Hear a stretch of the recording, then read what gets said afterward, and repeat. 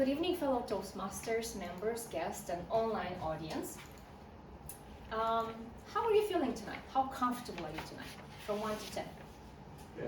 Yeah. 10, 11. 10. I bet you're all more comfortable than I am here on the stage. Okay, so the topic of my speech today is the power of discomfort. And let me ask you some questions. We'll reflect on this together, of course, during my speech. How do you feel before a job interview? Nice.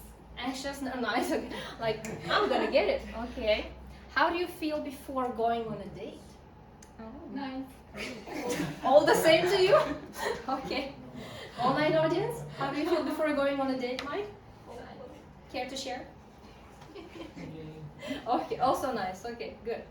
How do you feel before skydiving or any other adrenaline-driven sport? Amazing. Oh, we have something different. Tranquil. Tranquil. Really? Yes. Adrenaline, tranquil. Okay. How do you feel before taking an exam or taking part in a competition? What's the emotion? Can you give me an example? Adrenaline. Non-tranquil. Non-tranquil. The opposite. Okay. And how do you feel before giving a public speech? Wow. It's the best. Speak from experience. Okay. You tell us now. All right, I'll tell you after that, after my speech ended. So in these situations, what emotions do we actually feel? Feel.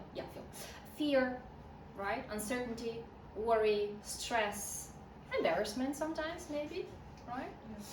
And tonight, I would actually, the reason or the message of my speech would be to encourage you to do take discomfort, to embrace it, to seek it, to welcome it, because in the discomfort there is power.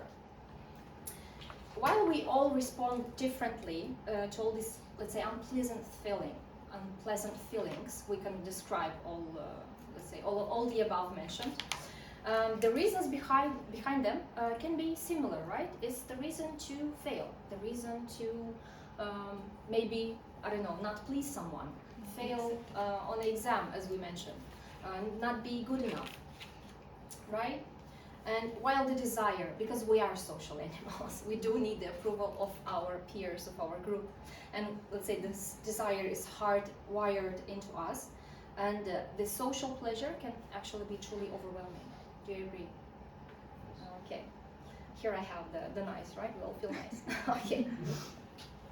And sometimes, because of that, we can be too scared to take a chance, to actually take the job, I don't know, move out, even from the house of your parents.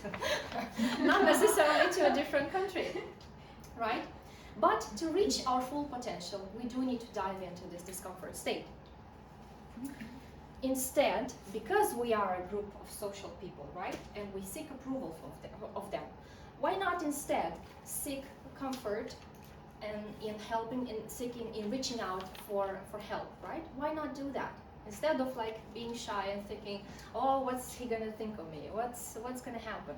Instead, just reach out, talk about your fears. Because sometimes when you do reach out, you can discover that the other person actually feels the same way. And this encourages us to feel less lonely, I would describe it, right? If you find out that, okay, I'm not alone, I'm normal, right? It happens to someone else, not just me, right? This is what I took, let's say the step I took. I recently, because originally I'm a native speaking Romanian, I got requests for teaching Romanian. And I thought, okay, it's my native language. What can be so hard about it? It's not harder than teaching English, right? And no, it's not. It turned out actually complicated. I found it really hard to explain some like basic stuff that I do talk, but I don't think about them because I've learned them a while ago, and now it's automated, integrated knowledge. So I sought for help. I found a mentor, but I mean, she's great. She's a true inspiration for me. But every time at every lesson, I feel stupid. Honestly, I feel so stupid and silly because I have this limited belief that I should know the language perfectly well just because I'm a native speaker. But let me ask you this question. Who does the most mistakes in their native language? Native speakers, right? Analyze that and you'll be surprised. Recently, I was inspired by a book I read. The book is called A Woman Makes a Plan, I think you all saw the cover. It's written by May Musk, mother of Elon Musk. But that's not her only accomplishment. She is a true accomplished lady apart from her son's accomplishments. I was very, very much inspired and encouraged by her life story. She had, let's say, these challenges all over again. She actually was born in Canada, but in 2 years she moved to South Africa. Her parents actually were, let's say, the reason for it. They were very adventurous. They owned a plane instead of a car. Yes, can you imagine that? Back in 1940 something, 1950? That's even now it's quite out of the normal that we used to.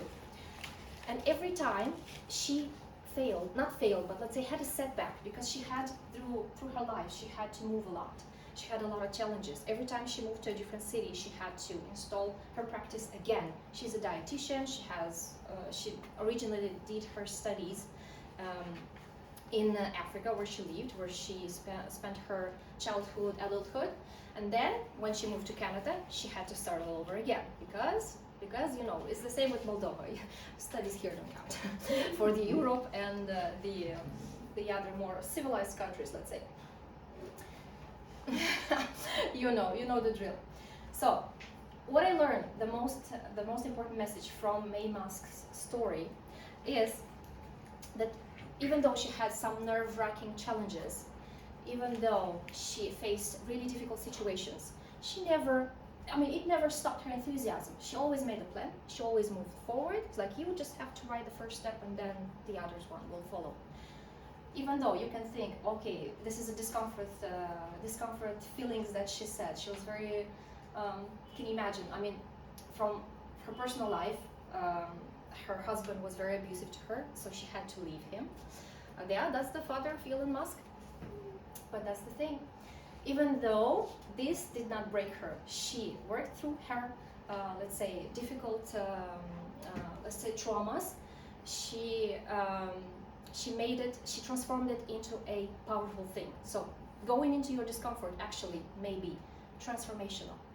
So what I encourage all of you is to dive in, really. Embrace the discomfort. Learn to be comfortable in your discomfort. Thank you.